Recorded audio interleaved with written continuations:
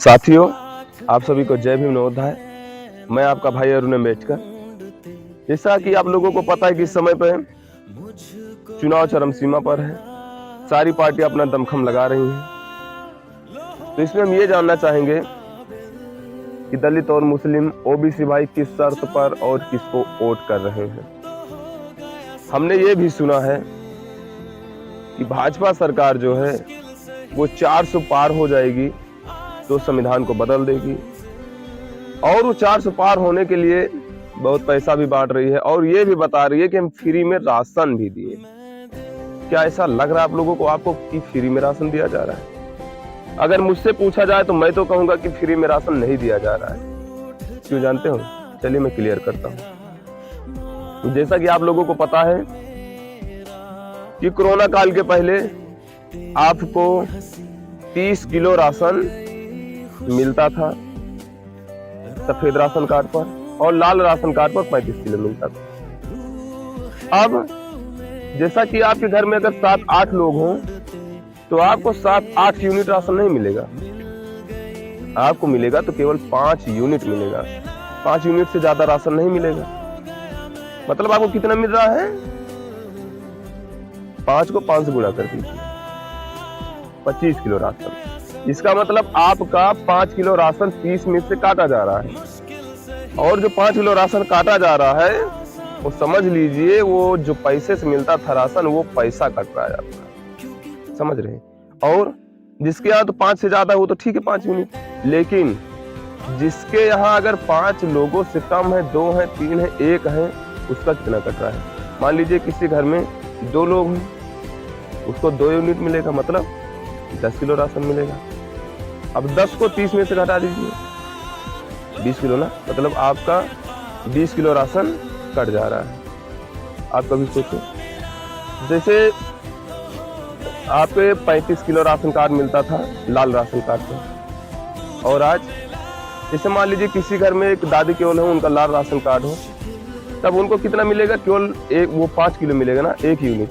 सोचिए उनको 35 kilo ration जो मिलता था उसमें से केवल वो 5 किलो राशन पा रहे, उनका पूरा का पूरा 30 किलो राशन चला गया। अब सोचिए सरकार आपका ले रही है या आपको फ्री में दे रही है। और लाल राशन कार्ड के अंदर में अगर कोई 2 लोग आता, 3 लोग, तो वही बात हुई। मतलब कुल मिला के सरकार आपके राशन में से काट रही है ना। अब उसके बाद या तो हो गया आपका राशन जो है वो फ्री में नहीं मिल रहा है, ये क्लियर हो गया। उसके बाद में अब हमारे गैस सिलेंडर, एक समय था जब गैस सिलेंडर 350 से 450 में था, तो भाजपा की स्मृति ईरानी जी, अमेठी की सांसद जी, गैस सिलेंडर लेकर रोड पर बैठी थी और कह रही थी कि 200 में गैस सिलेंडर दिया जाए। आज 1200-1300 में गैस सिलेंडर है। अब यहाँ पे सोचिए वो कह रहे हैं 1200 में गैस सिलेंडर महंगा करके आपको 200 रुपया सब्सिडी दे रहे हैं। अब पहले 400 में गैस सिलेंडर था और आपको अब 1200 में मिल रहा है। 1200 देने के बाद आपको 200 रुपया सब्सिडी दी जा रही है। उसके बाद में आप महंगा कितना पड़ा? 1000 रुपया बचा ना। 1000 रुपये में से 400 घटा दीजिए, कितना हुआ? 600 ना। इसका मतलब 600 आपके खाते से भाजपा सरकार फिर भी ले रही है ना। पहले 22 रुपए में चीनी हुआ करती थी 1 किलो, जब स्मृति ईरानी जी कही कि हम आपको 13 रुपए में दिलवाएंगे, ठीक है, आज कितने में हो गई है? 48 रुपए में। पहले पेट्रोल डीजल कितने में था? 70-75 में था, आज कितने में है? 100 रुपए में है, 105 रुपए में। महंगाई कम हुई है कि बढ़ी? क्या आपको फिर से भाजपा सरकार चाहिए? क्या फिर भी यही सरकार चाहिए जो अंधभक्तों को जन्म दे? क्या यही है? क्या आप लोग महंगाई से जूझ नहीं रहे?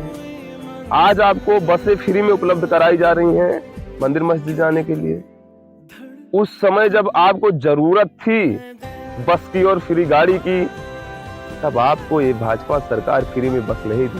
तब कोरोना काल के समय में जब आपके बच्चे शहर से पैदल चल के आए, दिल्ली से, मुंबई से लोग पैदल चल कर आए हैं, और उनके छोटे छोटे बच्चे उनकी गोद में खत्म हो गए हैं। लाश तक को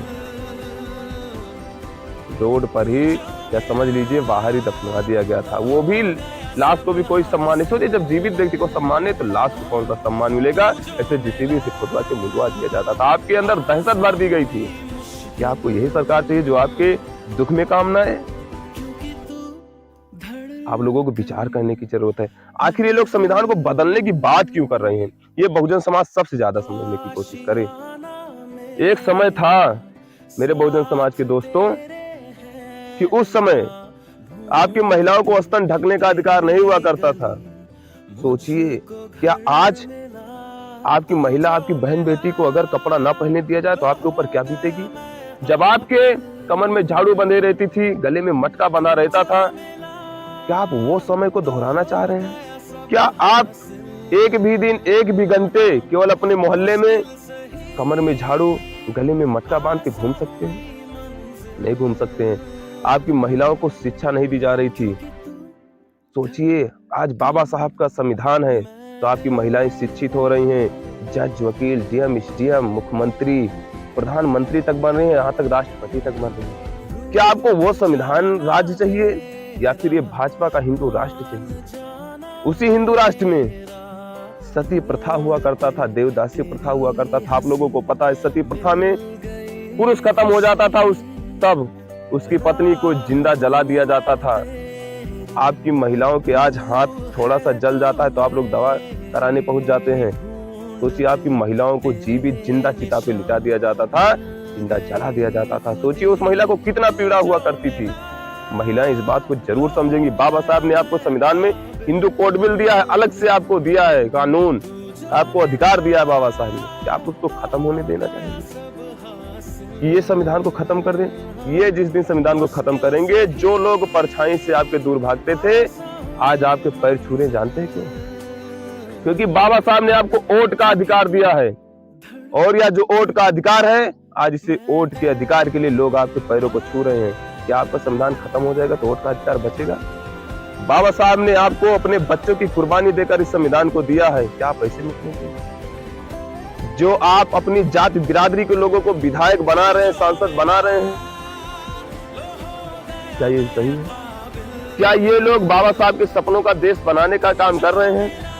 जो बाबा साहब ने सपना देखा था, जो बाबा साहब ने संविधान में संशोधन का नियम दिया, ये किसके लिए दिया? ये आपको, आपके लोगों के लिए दिया है कि जब हमारे लोग, हमारे बहुजन समाज के लोग जब संसद में जाएंगे, विधानसभा में जाएंगे, तब ये लोग अपने हिसाब से संविधान में संशोधन करेंगे और इस देश को विश्व गुरु बनाएंगे। क्या ऐसा हो पा रहा है? आप लोग कहाँ हैं, क्या सोच रहे हैं? सोचिए, बाबा साहब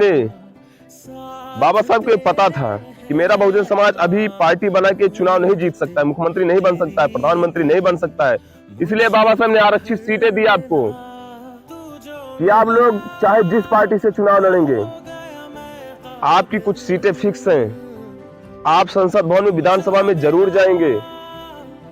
आपकी इतनी सीटें हैं कि अगर आपके संविधान में गलत संशोधन हो, तब आप लोग अगर आवाज उठाएंगे, अगर इस्तीफा दे देंगे या उस पार्टी को छोड़ देंगे, तो वो पार्टी गिर जाएगी, उसकी सरकार नहीं बनेगी।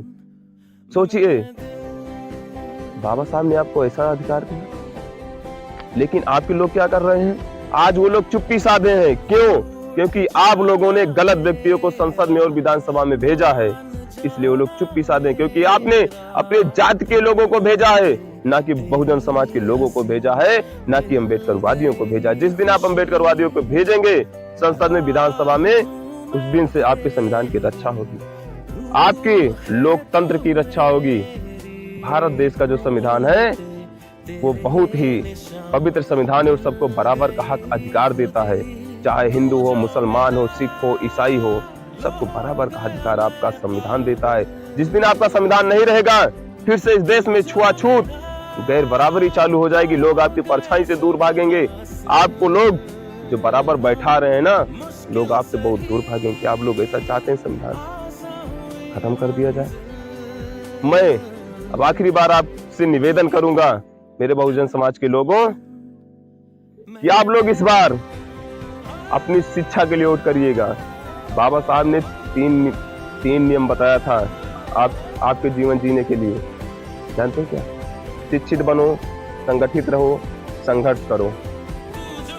शिक्षित का मतलब, जब आप लोग शिक्षित हो जाएंगे, उसके बाद आप लोग संगठित होंगे, फिर संघर्ष करेंगे।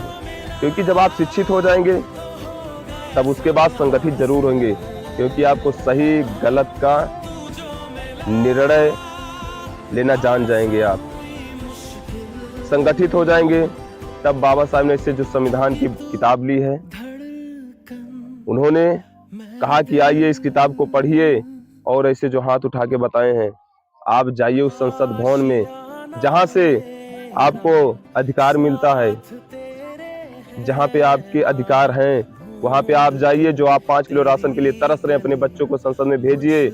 वहां से आप लोग 5 किलो नहीं 50 किलो राशन अपने समाज को दीजिए, वहां पर अपने बच्चों को भेजिए। ना कि हाथ फैलाने वाला बनाइए, अपने बच्चों को दानी बनाइए कि जितना हो सके अपने समाज को दें। सोचिए, आपके बच्चों को अंधभक्त बनाया जा रहा है। प्राइमरी की जो शिक्षा है उसको खत्म कर दी जा रही है। कैसे? जब आपका बच्चा कक्षा 1 से लेकर 8 तक सरकारी स्कूल में पढ़ता है, तब आपके बच्चे को मास्टर लोग सही से नहीं पढ़ा रहे हैं। ठीक है, क्यों नहीं पढ़ा रहे हैं? क्योंकि जो कंपनियां प्राइवेट कर दी गई हैं, भाजपा ने कर दी है प्राइवेट कंपनियां। जब आपके बच्चे कक्षा 8 तक आपके बच्चों को कुछ भी नहीं आएगा पढ़ने में, तब आपके बच्चे कहेंगे पिताजी अब हम पढ़ाई नहीं करेंगे। जब वो पढ़ाई नहीं करेंगे, तब आपके बच्चे काम कहाँ करेंगे? बेरोजगार आपके बच्चों को कर दिया जा रहा है। जब आपके बच्चे फिर कंपनी में जाएंगे काम मांगने, तो आपको जो 8 घंटे की ड्यूटी बाबा साहब ने दी है, ये लोग आपसे 12 घंटे 18 घंटे ड्यूटी करवाएंगे, 14 घंटा ड्यूटी करवाएंगे, और आपके बच्चों को 10,000 से 12,000 रुपया देंगे। सोचिए, आपके बच्चों को बंधुआ मजदूर बनाने की रणनीति चल रही है, राजनीति चल रही है। इसीलिए आपके संविधान को बदलना चाह रहे लोग। इस बार वोट करिएगा संविधान को बचाने के लिए, ना कि जात बिरादरी अपनी खुद की पार्टी के लिए करिएगा। इस बार भाजपा को भगाने के लिए वोट करिएगा, महंगाई से बचने के लिए वोट करिएगा। जो आपके बच्चे कोरोना काल में पैदल आए थे, उनको जवाब देने के लिए वोट करिएगा। जो कोरोना वैक्सीन आपको लगी, आपके बच्चे फिर से हार्ट अटैक से मर रहे हैं, इस सरकार को जेल में जाने के लिए वोट करिएगा। अपने बच्चों की शिक्षा के लिए वोट करिएगा, अपने बहनों की सुरक्षा के लिए वोट करिएगा। नहीं तो भाजपा सरकार जैसे आपके हाथरस में आपकी बहन के साथ में ठाकुरों ने रेप किया और उसकी पैरों को तोड़ दिया, हाथों को तोड़ दिया, उसकी जिह्वा को काट दिया और उसकी लाश को रात में जिंदा जला दिया गया। आपकी हर बहन के साथ में ऐसा होगा। इस भाजपा सरकार को भगाने के लिए वोट करिएगा, सोच लीजिएगा, और अपनी सुरक्षा के लिए वोट करिएगा, अपनी धन धरती के लिए वोट करिएगा, अपने देश को बचाने के लिए वोट करिएगा। दोस्तों, लोकतंत्र बचाने के लिए वोट करिएगा। बहुत बहुत धन्यवाद। जय हिंद।